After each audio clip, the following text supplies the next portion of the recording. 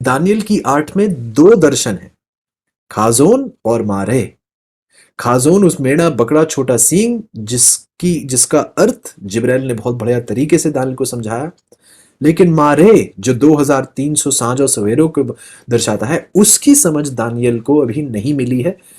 वह उस समझ से उसको ना समझने की वजह से वह बहुत परेशान भी है। इसके बारे में मैं चाहूंगा कि आप गौर करें मेरे साथ, क्योंकि दानियल हमसे कुछ यहां बातें करता है समझाने के लिए। देखिएगा मेरे साथ, दानियल की 9 की पहली आयत से हम शुरुआत कर रहे हैं। एक बार फिर प्रार्थना करेंगे। इसको पढ़ने से पहले आइए प्रार्थना करें। प्यारे परमेश्वर, हम एक अगले पड़ाव पर अपना कदम रख रहे हैं। हमारी विनती है प्यारे प्रभु कि आप हमारे दिलों को पाक साफ करें, इस गहरी सच्चाई से हमें परिचित कराएं, और ये एक सच्चाई प्रभु हमारे लिए सिर्फ एक ज्ञान ना हो, बल्कि जीवन की ये एक रीति हो। कि दानियल की प्रार्थना जिसके बारे में हम पढ़ने जा रहे हैं, ये हमारे दिल की प्रार्थना भी हो प्रभु। आइए हमारा एक बार मार्गदर्शन कीजिएगा, हमें ये गहरी बातें समझाइएगा और इन्हें इन्हें दुनिया के सामने प्रदर्शित करने की सीख दीजिएगा प्रभु, क्योंकि ये सब कुछ हम आपके प्यारे बेटे प्रभु यीशु के नाम से मांगते हैं, आमीन। दानियल की 9 में उसकी पहली आयत, बाइबल देखिए क्या कहती है। मादी शर्श का जो पुत्र दारा, जो कसदियों के देश पर राजा ठहराया गया था। अब यदि आप देखें कि जो मादी जो राज्य था, उसका पुत्र जो दारा था, जो बाइबल कहती है कसदियों के देश पर राजा ठहराया गया था। अब यहां आप देखते हैं कि एक बदलाव सा हमें दिखाई दे रहा है कि बाबुल पर वार हुआ है, और अब यहां पर ये एक दूसरे राज्य के दौर की यहां बात कर रहे हैं।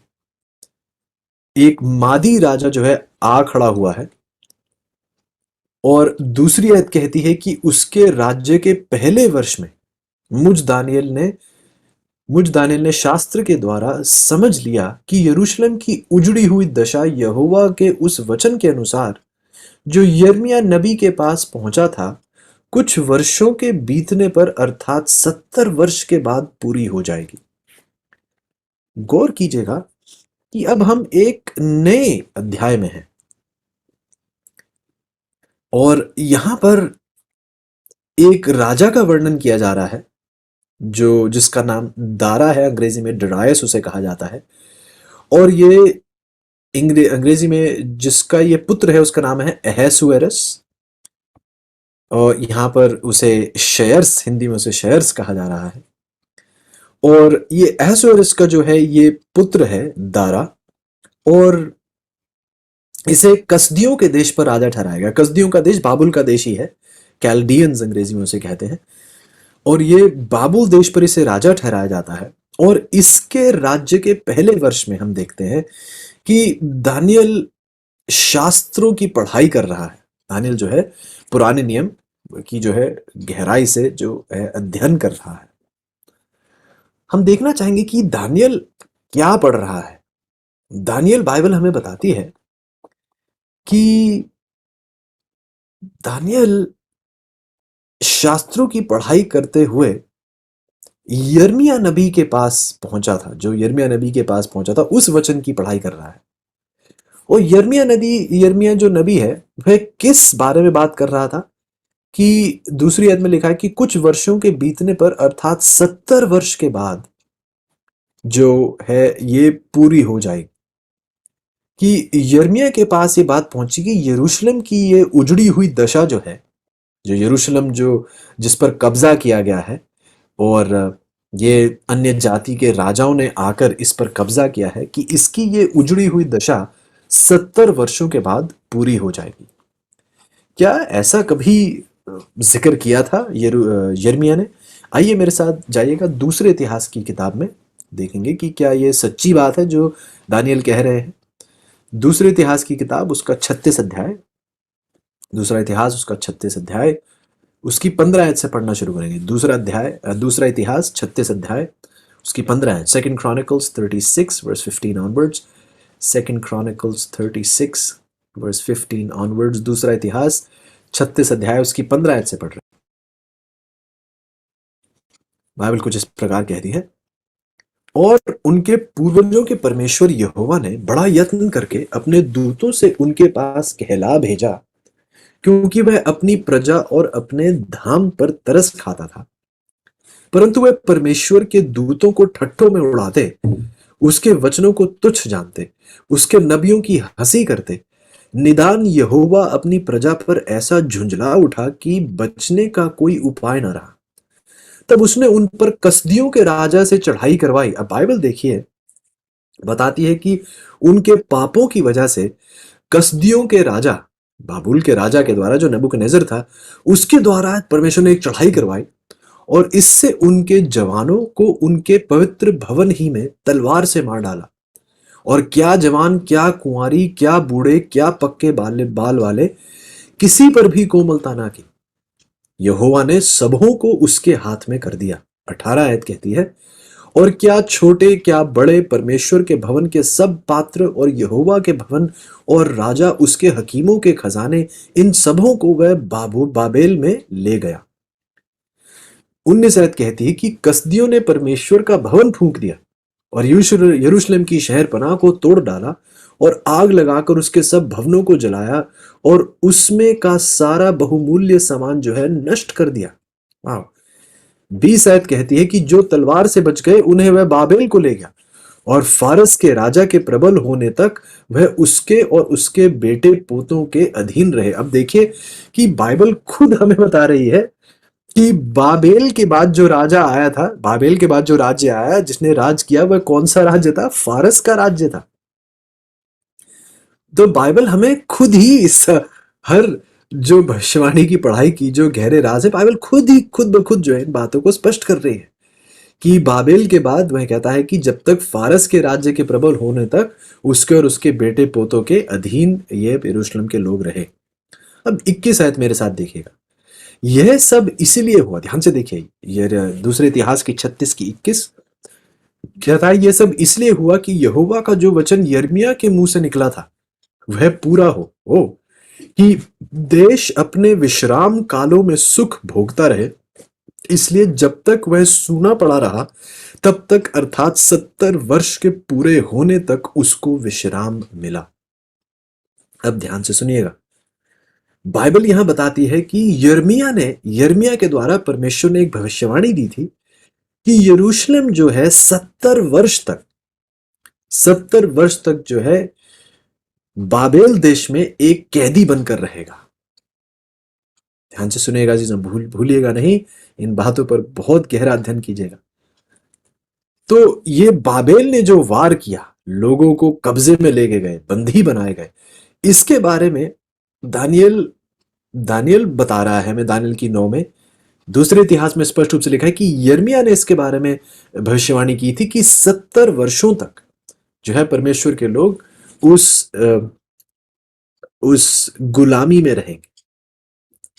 अब देखिए, जब आप दोबारा दानियल की 9 में जाते हैं तो इसी चीज की पढ़ाई दानियल भी कर रहे हैं। दानियल की 9 में एक बार फिर मेरे साथ जाइएगा और देखते हैं कि दानियल इसी चीजों को पढ़ रहे हैं और इसी चीजों का वर्णन दानियल की 9 में किया जा रहा है। संदर्भ को मत भूलिएगा।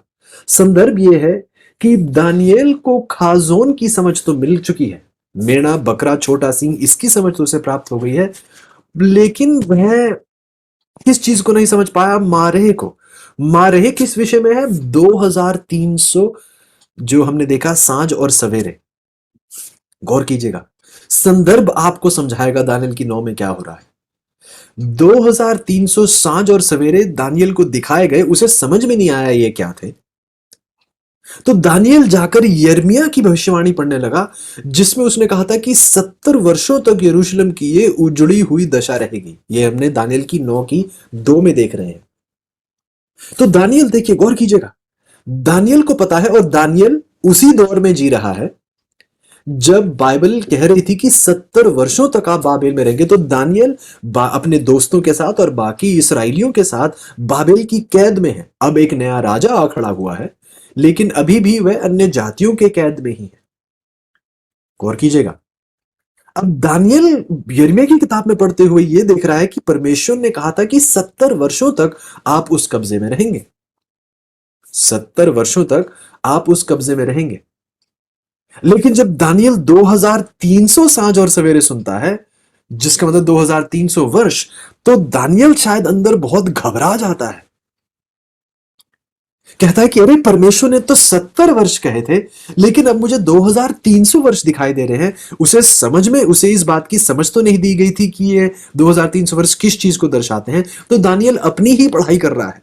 इससे पहले कि उसे समझ प्रदान हो, दानियल अपनी ही ओर से एक प्रयास कर रहा है, जैसा आपको और मुझे करना चाहिए अजीजों।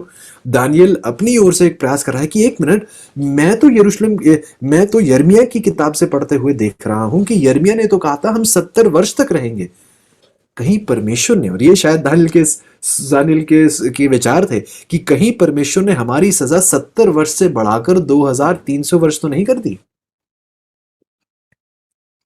आप गौर कर रहे हैं मेरे साथ? दानियल शायद सोचने लगा कि एक मिनट, मुझे अब 2300 वर्ष दिखाई दे रहे हैं, लेकिन यिर्मयाह तो 70 वर्ष कह रहा है, कि कहीं परमेश्वर ने हमारी सजा बढ़ाकर 2300 वर्ष तो नहीं कर दी। वो दानियल बहुत अच्छे से वाकिफ है कि लोगों के पाप की वजह से, क्योंकि परमेश्वर के लोग उससे भटक गए थे, उससे उसे ठुकरा कर अलग हो गए थे, तो इसलिए बाइबल ने, दूसरे इतिहास में हमने अभी भी पढ़ा, परमेश्वर ने बाबेल से चढ़ाई करवाई। इसके बारे में जब दानियल की 9 की और गहराई में जाएंगे तो और भी इस करीबी रूप से इसे देखेंगे कि ऐसा लग रहा है कि परमेश्वर ने नेबुकदनेस्सर का इस्तेमाल किया है, कि नेबुकदनेस्सर सचमुच में परमेश्वर के संचालन के तले। इसको और गहराई से थोड़ा इसके बारे में हम देखेंगे। लेकिन दानियल की 9 की 2 में ये विचार दानियल के मन में है।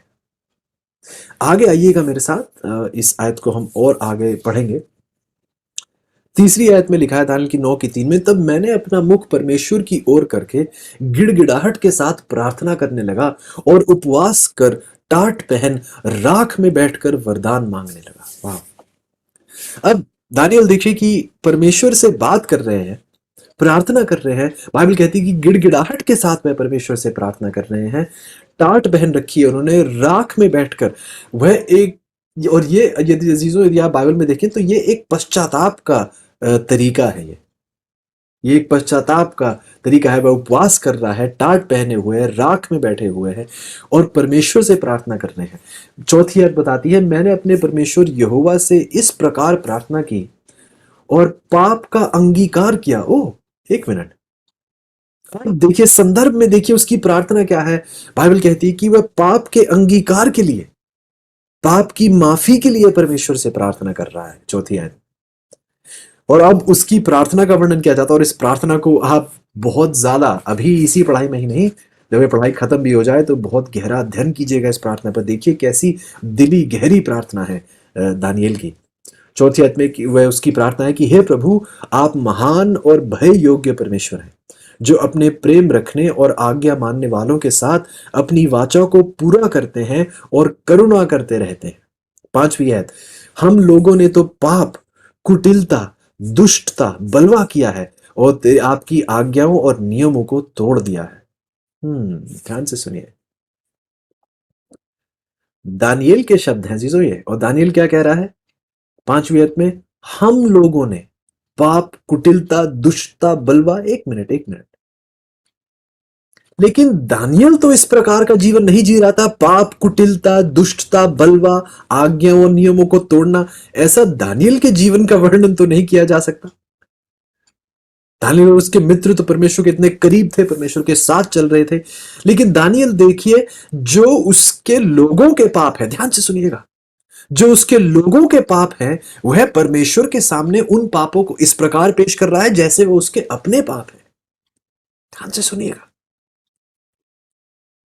बाइबल कहती है कि प्रभु हमने, भैया नहीं कह रहे कि मेरे लोगों ने, नहीं नहीं नहीं, कह रहा प्रभु हम लोगों ने जो पाप, कुटिलता, दुष्टता, बलवा, आज्ञाओं और नियमों को तोड़ना, ये सब जो हमने किया है।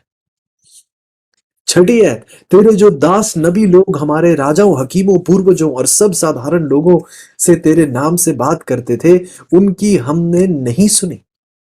लेकिन एक मिनट, दानियल तो अभी अभी खुद ही यिर्मयाह की किताब पढ़ रहा था, उस नबी की किताब पढ़ रहा था, लेकिन दानियल अब कह रहा है कि हमने उन नबियों की बात नहीं सुनी। दानियल देखिए अजीजों, बहुत ही अहम विषय है। जब दानियल पश्चाताप की प्रार्थना करता है तो व्यक्तिगत रूप से, एक स्वार्थी रूप से नहीं कि बस आप मेरे पापों का ख्याल रखें, मुझे अनंत जीवन दे दे, नहीं, वह अपने लोगों के पापों को भी पेश कर रहा है और इस प्रकार पेश कर रहा है जैसे वह उसके अपने पाप है।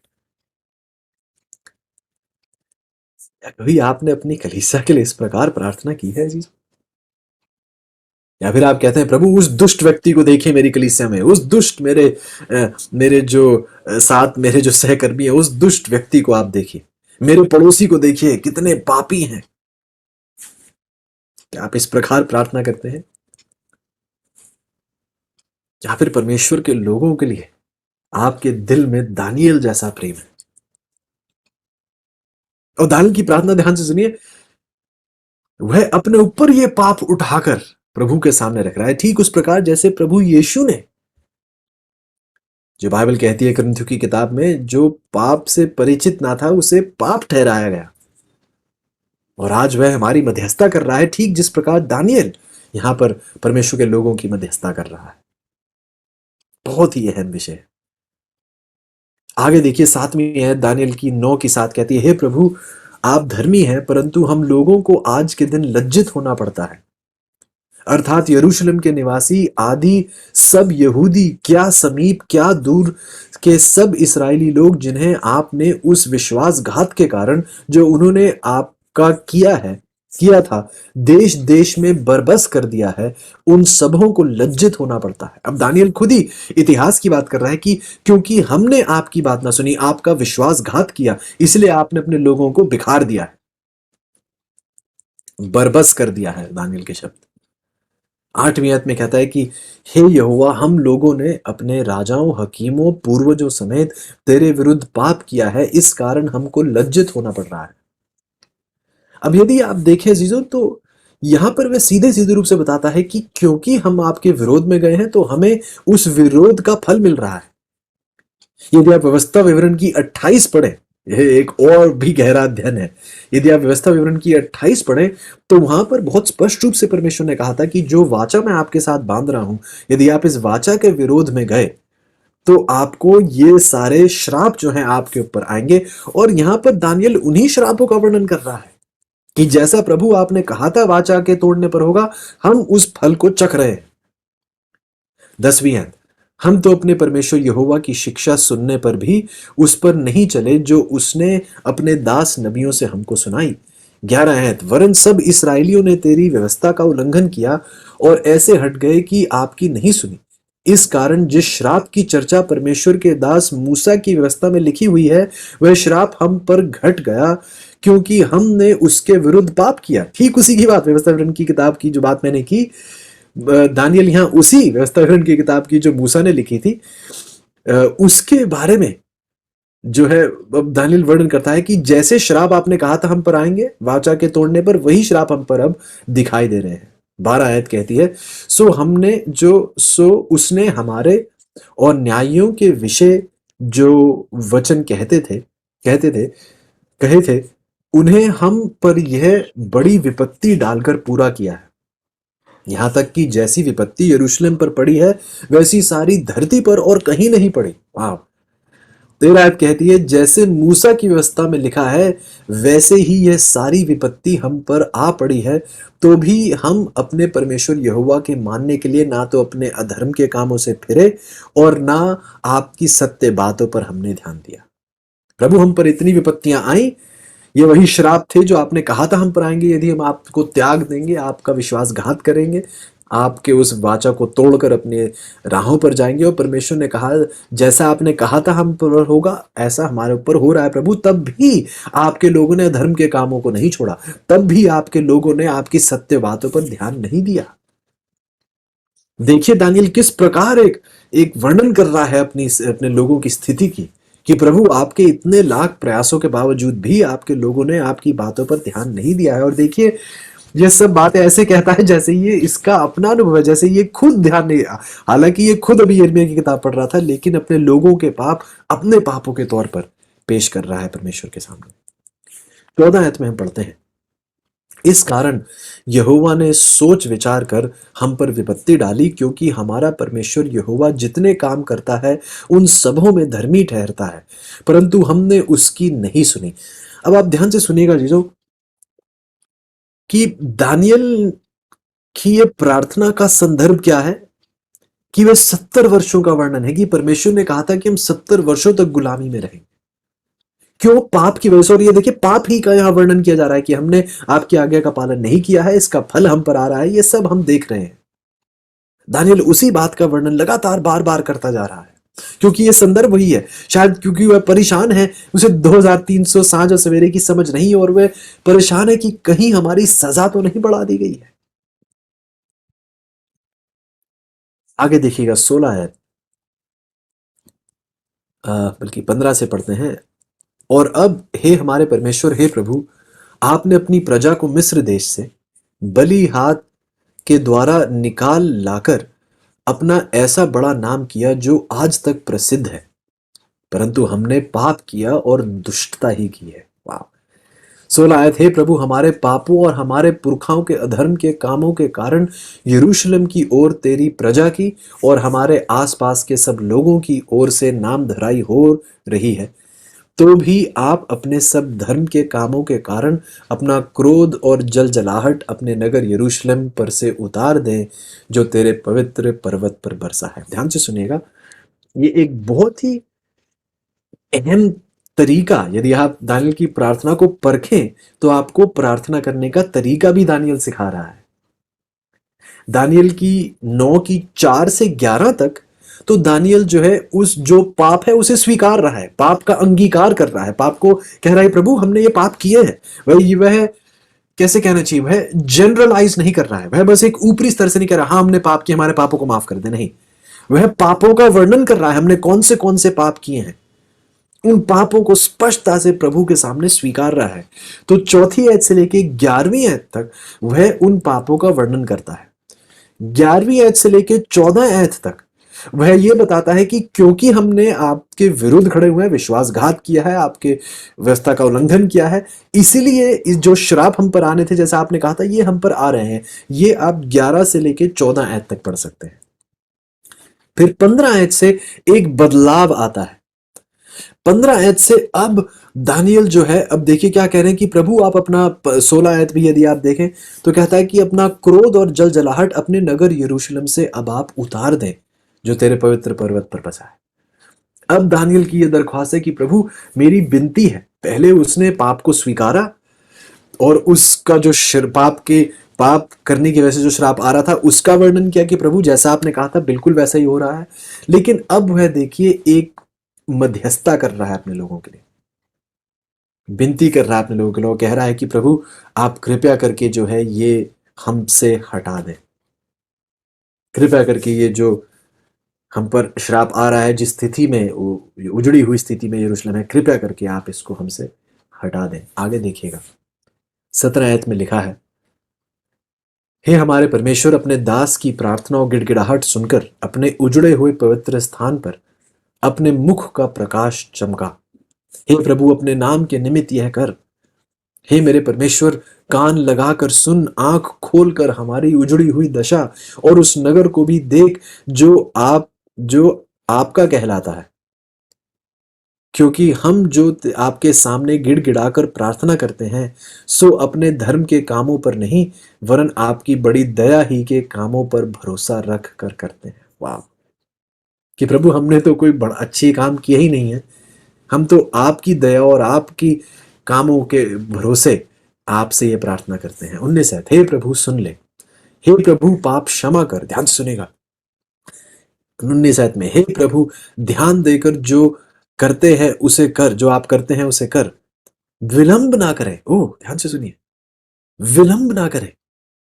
हे परमेश्वर, आपका नगर और आपकी प्रजा आप ही की कहलाती है, इसलिए अपने नाम के निमित्त आप ऐसा ही करें। ध्यान से सुनिए, क्या आपने उसके शब्द सुने कि प्रभु आप सुन लें। 19 में, प्रभु आप पाप क्षमा करें, प्रभु आप ध्यान देकर जो आप करते हैं आप उसे करें, और आप विलंब ना करें। प्रभु कृपया करके आप हमारी रिहाई में देरी ना करें। संदर्भ क्या है? उसे खाजोन समझ में आ गया है, मेढ़ा बकरा छोटा सींग उसे मारे 2300 वर्ष नहीं समझ में आए हैं।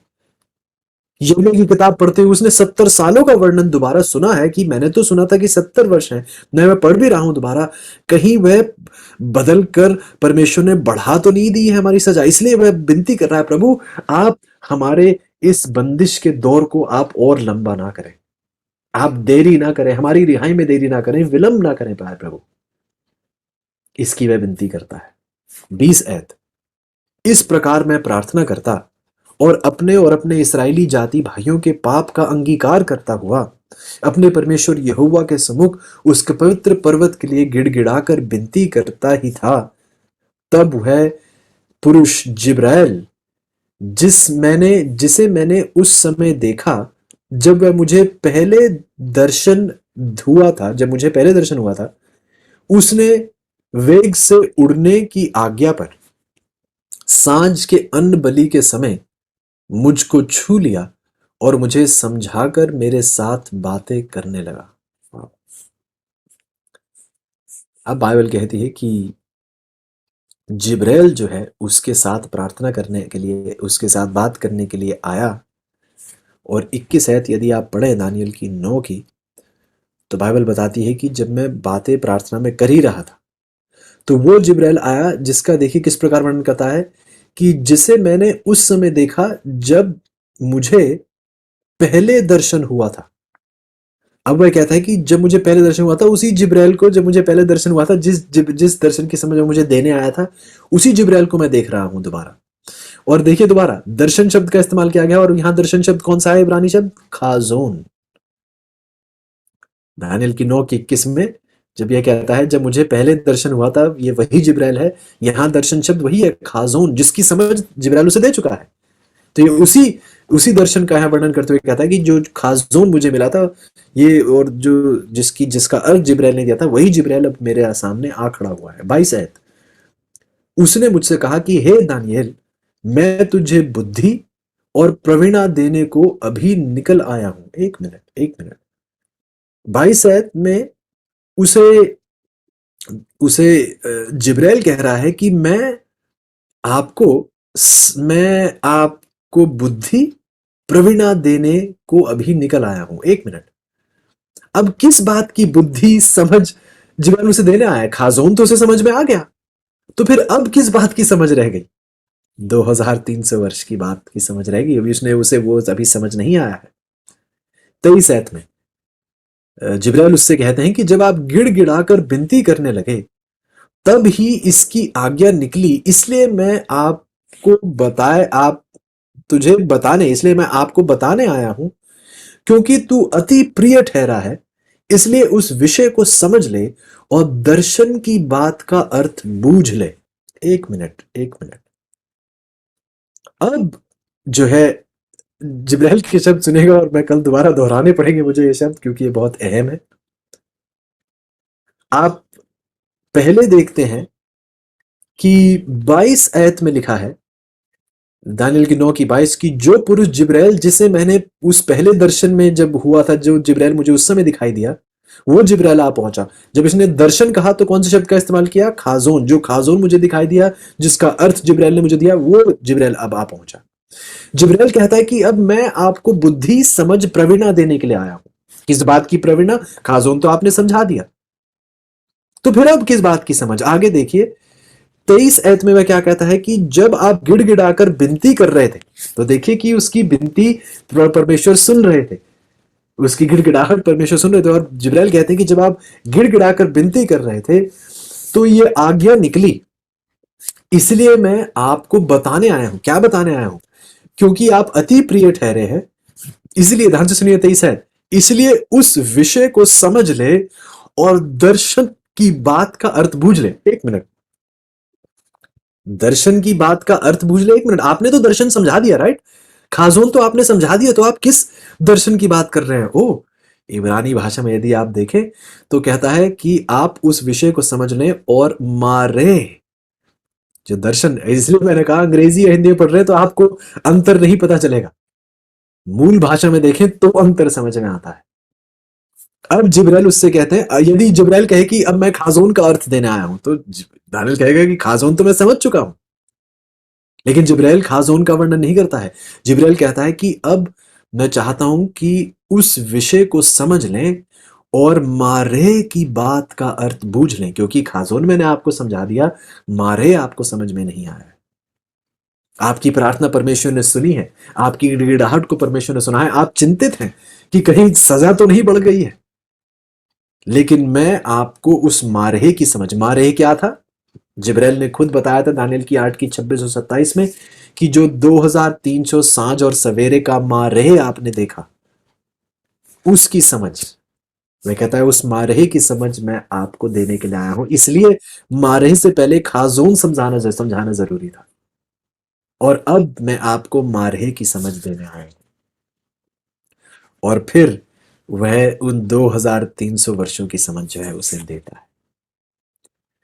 उम्मीद करता हूं जीजों कि आप बहुत गौर से पढ़ रहे हैं, और मेरी प्रार्थना आपसे यही रहेगी कि आप प्रभु से प्रार्थना करते रहें कि प्रभु आपको एक पढ़ाई की रूह दे, कि आप इन चीजों को गहराई से पढ़ें। मेरी आपसे हाथ जोड़कर विनती है कि कृपया आज के बाकी जो लम्हे बचे हैं इस दिन में, आप समय लगाकर आज की पढ़ाई को, कल की जो बीती कल की पढ़ाई है, इन दोनों पाठ को आप दोबारा दोहराइएगा कृपया करके, यदि आप कल की पढ़ाई को और गहराई से समझना चाहते हैं।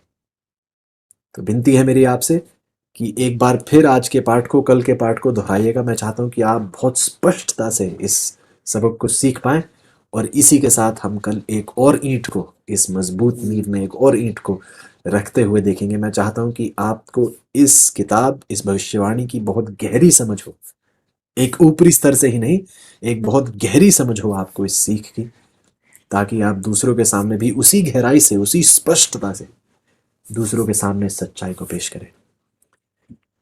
दानियल को खाजोन की समझ मिली, आपको भी खाजोन की समझ मिली।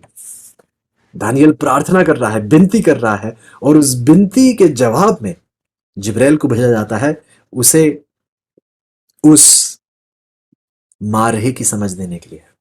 शायद कोई हम में से, अजीज में से कोई है जो प्रभु से प्रार्थना कर रहे थे इतने वर्षों से कि उन्हें भी इन गहरी बातों की समझ हो, और प्रभु ने एक बार फिर हमारे सामने बातें स्पष्ट की है। किसी वक्ता ने आपके सामने ये बातें स्पष्ट नहीं की है, हम तो टूटे हुए घड़े हैं। ये परमेश्वर ने, यदि आपको कुछ समझ आया है, ये परमेश्वर ने आपके सामने ये सीख रखी है आपके प्रार्थना के जवाब में। और यदि आपको वो एक सीख प्रदान हुई अजीजों, तो आप इसको हल्के में मत लीजिएगा। दानियल की स्थिति को देखिए, किस तरीके से वह चिंतित था, किस तरीके से वह एक मध्यस्थता कर रहा है अपने लोगों के लिए। आइए जो, यदि हम भी परमेश्वर के ऐसे लोग बनना चाहते हैं, यदि हम भी इस प्रकार से परमेश्वर के लिए तैयार होना चाहते हैं, दूसरों को तैयार करना चाहते हैं, तो आइए हम भी दूसरों के लिए एक मध्यस्थ बन पाए, एक माध्यम बन पाए परमेश्वर को बेहतर जानने के लिए। तो आइए मारे की समझ की तैयारी में प्रार्थना पूर्वक रहेगा जीजो, ताकि प्रभु हमें अपनी और गहरी सच्चाइयों में ले जा सके। यदि आप इस संदेश को स्वीकारते हैं तो आइएगा मेरे साथ, यदि हो सके तो घुटनों के बल आइएगा, प्रार्थना करेंगे। आइए प्रार्थना करें। प्यारे परमेश्वर, बहुत धन्यवादी है प्रभु इस नए दिन के लिए, इस भोर के समय के लिए, इस ताजगी के लम्हे के लिए, जब आपने हमें अपने वचन से तृप्त किया है, अपने कलाम की उस गहरी सच्चाई के लिए प्रभु, जो आशीष, पवित्रता, सच्चाई से, बहुतायत से भरा हुआ है। धन्यवादी है प्रभु, शुक्रगुजार है इस लम्हे के लिए कि आपके अजीज एकत्रित हो पाते हैं, ध्यान पूर्वक आपके वचन को सुनते हैं। और प्रभु एक बार फिर, जहां समझाने में मुझसे कमी हो रह गई हो, जहां मैंने सही ना समझाया हो, विनती है प्रभु कि कल के पाठ से पहले आप पवित्र आत्मा की अगुवाई के द्वारा अपने लोगों को इस पाठ की गहरी समझ दें, अच्छे से समझाएं। क्योंकि प्रभु जी, इस पाठ की, इस पढ़ाई की समझ किसी डिग्री को हासिल करके नहीं होती है प्रभु, ये आप बहुत अच्छे से जानते हैं। दानियल के पास कोई बहुत बड़ी डिग्री नहीं थी। हम देखते हैं कि मूसा हो गया या पतरस हो गए, इनके पास प्रभु किसी कॉलेज की कोई बहुत बड़ी डिग्री नहीं थी, लेकिन ये आपके समीप बैठे, आपके चरणों में बैठे, और आपने इनको ये गहरी बातें सिखाई। प्रभु, ये आपका वायदा है कि आप अपनी सच्चाई अपने लोगों को स्पष्ट करेंगे, आपने ये वायदा दिया है इब्रानियों की 11 में कि जो संजीदगी के साथ, गंभीरता के साथ दिल लगाकर आपको खोजेंगे, आप उनका प्रतिफल देने वाले परमेश्वर हैं। मेरी विनती है प्रभु कि आपके अजीज जब एक इस कोशिश, इस प्रयास में है, इस ठंड के माहौल में भी कई अजीज आपकी इस गहराई को समझना चाहते हैं, मेरी विनती है प्रभु कि आप प्रत्येक को अपनी इस गहरी समझ से रूबरू कराएं और हमारे अजीजों को तैयार होकर दूसरों को भी तैयार करने की वह सामर्थ्य दें, ताकि जब आपका आगमन हो प्रभु तो हमारे साथ कई लाखों करोड़ों लोग आपके इंतजार में पाए जाए। धन्यवाद ही है प्रभु, इस आशीष के लिए हमें हलीम कीजिएगा। विनती करते हैं कि हमारे पापों को क्षमा कीजिएगा और हमें कल के पाठ के लिए तैयार कीजिएगा प्रभु जी, क्योंकि ये सारी आशीषें हम आपके प्यारे बेटे प्रभु यीशु के नाम से मांगते हैं, आमीन।